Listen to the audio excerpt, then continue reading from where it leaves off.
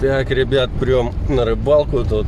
О, впереди конкурирующая фирма. Он все лобовое стекло в пыли, а он бочком объехал. Молодец, по полю на УАЗике.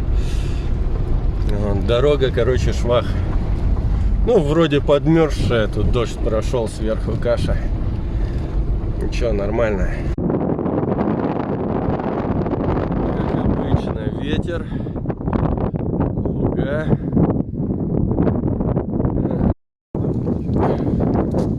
Останавливались посмотреть. Вот в пыли уже.